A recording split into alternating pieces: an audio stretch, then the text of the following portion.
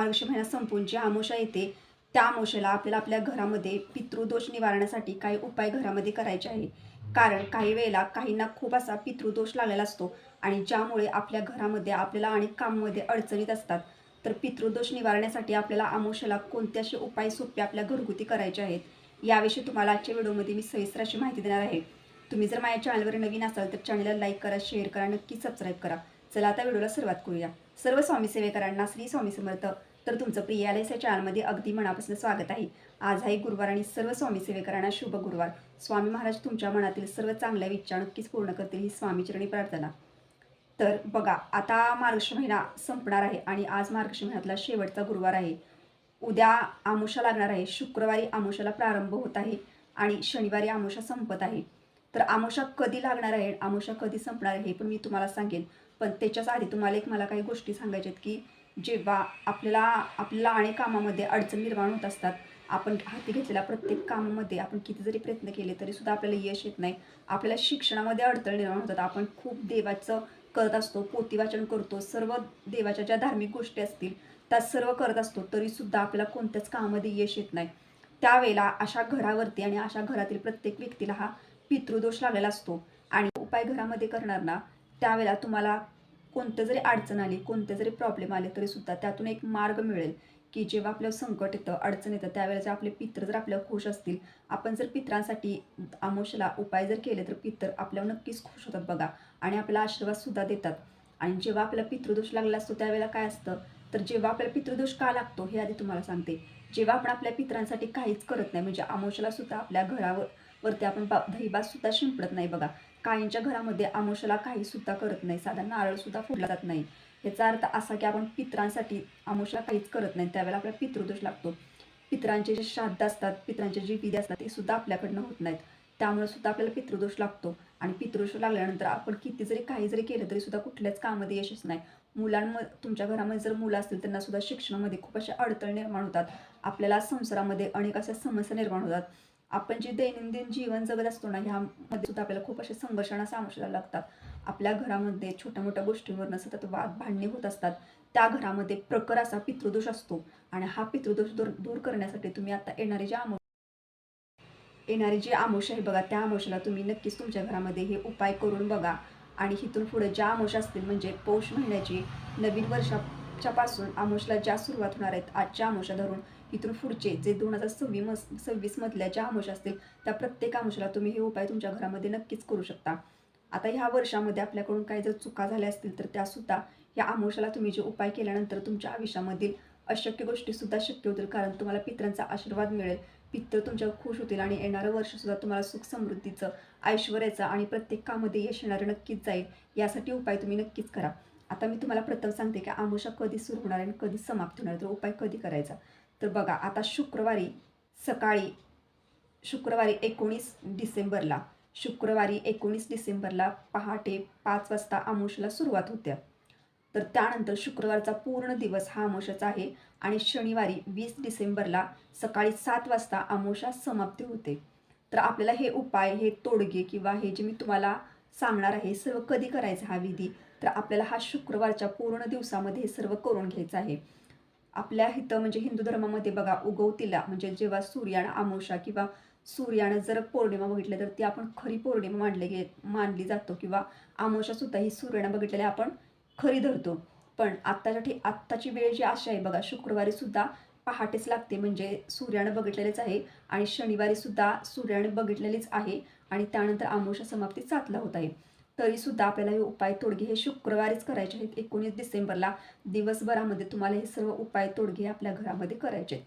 तर आता प्रथम मी तुम्हाला एक गोष्ट सांगते की जेव्हा बघा, आपल्या हिंदू धर्मामध्ये तुम्हाला अजून एक गोष्ट सांगते की आपल्या केंद्रात आणि स्वामींच्या सेवेत सुद्धा आपल्याला प्रथम हेच गोष्ट सांगितलेली आहे की पहिल्यांदा आपण ना पित्रांची सेवा करायची. पहिलं स्थान आणि मुख्य स्थान हे पित्रांसाठी आहे. आपल्या पित्र म्हणजे काय, जे आपले थोर वाडवडील असतात, पूर्वज असतात, की ज्यांच्यामुळं आपण आत्ता स्वतः आहोत ह्या धर्तीवरती. त्या पित्रांचा म्हणजेच त्या पूर्वजांचा, आपल्या वाडवडिलांचा आशीर्वाद आपल्यावर असणे, त्यांनी ते खुश असणे हे खूप महत्त्वाचं आहे बघा. यासाठी त्यांचं पहिलं स्थान जर असेल आपल्या आयुष्यात तर ते पित्रांचं आहे. पित्रांची सेवा, पित्रांची विधी हे सर्वात प्रथम करायचे आहेत आपल्याला. त्यानंतर आपल्याला गरजेचं आहे. त्यानंतर आपल्याला कुळदेवी आणि कुळदैवत यांचं सुद्धा सर्व काही करायचं आहे आणि त्यानंतर आपल्या गुरूंचं करायचं आहे. यासाठी असे तिन्ही सुद्धा जे आहेत मुख्य, त्या सर्वांचं आपल्याला मनापासून करायचं आहे. पण त्यात मुख्य स्थान असेल तर ते पितरांचं आहे. यासाठी पितरांचे जे विधी आहेत, पितरांसाठी जे उपाय आहे, पितरांना खुश करण्यासाठी जे करता येईल तेवढं करा. कारण पितर जर आपल्यावर खुश असतील, पितर जर आपले संतुष्ट असतील, पितरांचा जर आशीर्वाद आपल्यावर असेल तरच आपण प्रत्येक कामामध्ये आपल्याला यश येणार आहे.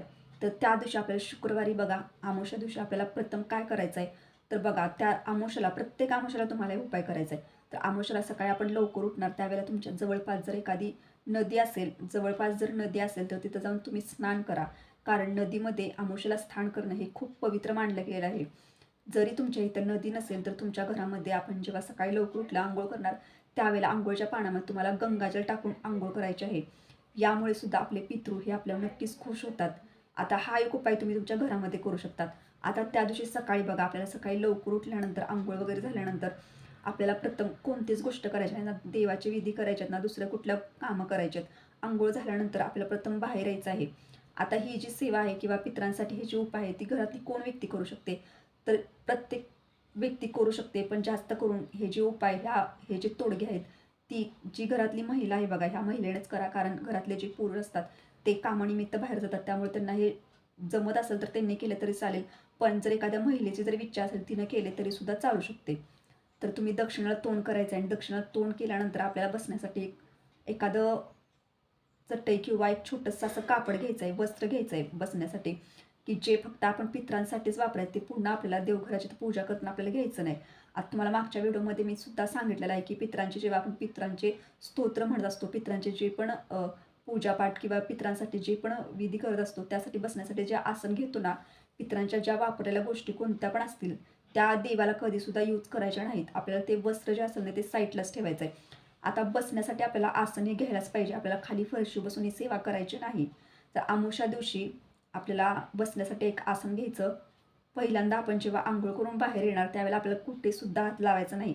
प्रथम आपल्याला दक्षिणेला तोंड करायचं आहे. आपल्या नित्यसेवेच्या पुस्तकामध्ये खाली बसायचं, दक्षिणेला तोंड करायचं आणि त्यानंतर दृष्टिकारण स्तोत्र आणि पितृस्तुती हे आपल्याला दोन्हीही दक्षिणा तोंड करून पठण करायचं आहे हात जोडून. त्यानंतर हे पठण झाल्यानंतर पितरांना म्हणायचं की तुम्ही खुश राहा आणि आम्हालाही खुश ठेवा. त्यानंतर आपल्याला इतर ठिकाणी कुठेही हात न लावता आपल्याला पहिल्यांदा तोंड वगैरे सर्व स्वच्छ धुवून घ्यायचं आहे आणि त्यानंतर पुढची कामं करायची आहे. तर अमावस्या म्हटल्यानंतर खूप जणांच्या घरामध्ये बघा, अमावस्या दिवशी काय असतं, तर अमावस्याला आपले पितर जे असतात त्यांचा घरामध्ये वास असतो, निवास असतो. ते अदृश्य का स्वरूपात होणार, पण ते आपल्या घरामध्ये असतात, आपल्या बाहेरच्या अंगणात सुद्धा असतात. यासाठी ह्या अमावस्येला तुम्ही तुमच्या घरावरती नक्कीच दहीभात शिंपडा. प्रत्येक अमावस्येला आपल्या घरावरती दहीभात हा शिंपडलाच पाहिजे प्रत्येकाने. कारण आपल्या जे अदृश्य स्वरूपात जे आपले पितर असतात त्यांना शांत करण्यासाठी आपल्याला दहीभाताचा काला करून हा पूर्ण आपल्या घराला, जर पत्रे असतील, स्लॅब असतील, तुमच्या आजूबाजूला सर्व ठिकाणी थोडे थोडेसे दही आणि भात हे टाकून द्यायचं आहे. आणि त्यानंतर आपल्या घरामध्ये नक्कीच आपल्याला त्याची नारळसुद्धा फोडायचं आहे. हे सर्व उपाय आपल्या घरामध्ये दर अमावस्येला झालेच पाहिजेत.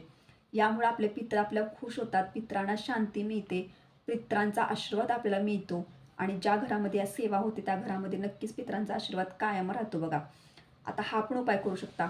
आता दुसरा उपाय करू शकता काय, तर बघा, पितरांना जास्त करून काय आवडतं, तर पितरांना आपल्याला दान धर्म केला खूप आवडतं बघा. तर प्रत्येक अमावस्येला ना आपण काय करायचं, तर मंदिराबाहेर गेल्यानंतर मंदिराबाहेर गोरगरीब असतात किंवा आपल्या आजूबाजूला गोरगरीब आपल्याला दिसतात, तर प्रत्येकाला आपल्याला जेवढं शक्य होईल ना ते तुम्ही दान धर्म करायचं. आपल्याला काही जरी दान करू बघा, गहू तुम्ही दान करू शकता किंवा काळे तीळ असतात बघा, तुम्हाला प्रत्येकाला माहिती आहेत की काळे तीळ सुद्धा तुम्ही एखाद्याला दान करू शकतात किंवा तांदूळ असतील ते सुद्धा तुम्ही दान करू शकतात. यामुळे सुद्धा आपले पित्र आपल्या खूप खुश होतात. कारण पित्रांना जर खुश करण्यासाठी सगळ्यात जर सोपा जर तुम्हाला उपाय पाहिजे असेल ना, तर दान धर्म करणे. कारण दान धर्म जेवढं तुम्ही करणार ना तेवढा तुम्हाला पित्रांचा आशीर्वाद मिळणार, पित्र तुमच्यावर खुश राहणार. यासाठी वेळ तेवढं तुम्ही दान धर्म करा. मंदिराच्या बाहेर जर गरीब व्यक्ती असेल तर तिला तुमच्याकडे जे शक्य असेल ते तुम्ही दानाच्या स्वरूपात द्या किंवा तुमच्याकडे जर एखाद्या खायला जरी वस्तू असतील तरी सुद्धा ती देऊन टाका तुम्ही. जेव्हा आपण पित्रांचे आशीर्वाद आपल्याला मिळतात त्यावेळेला आपल्याला प्रत्येक कामामध्ये यश येतं बघा.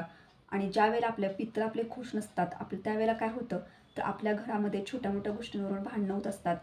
प्रत्येकाला कोणत्याच कामामध्ये यश येत नाही, किती जरी प्रयत्न करा तरी सुद्धा यश येत नाही.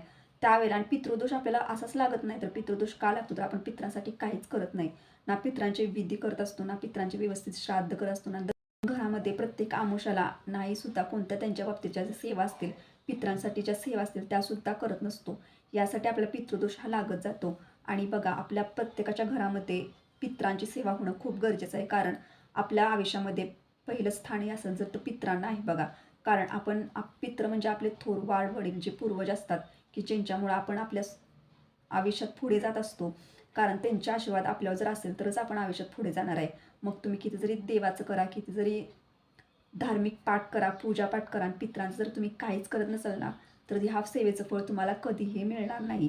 यासाठी तुम्हाला अजून सुद्धा सांगते, की ज्या व्यक्तींना अशा समस्या आहेत त्या व्यक्तीने हे उपाय नक्की आपल्या घरामध्ये करा, आपल्या पित्रांसाठी करा, आपल्या घरातल्या प्रत्येक व्यक्तीसाठी करा आणि आपले थोर वाडवडील पूर्वज यांना खुश करण्यासाठी, त्यांचा आशीर्वाद मिळवण्यासाठी नक्कीच हे उपाय प्रत्येक आमुषाला करा.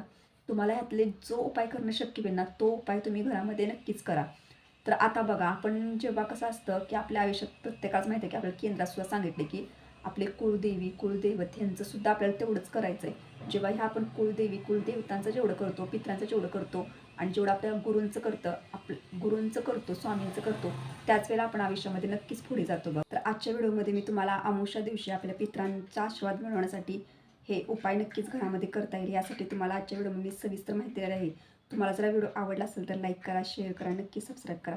भेटूया त्या नेक्स्ट व्हिडिओमध्ये. पण सर्व स्वामी सेवेकरांना श्री स्वामी समर्थ.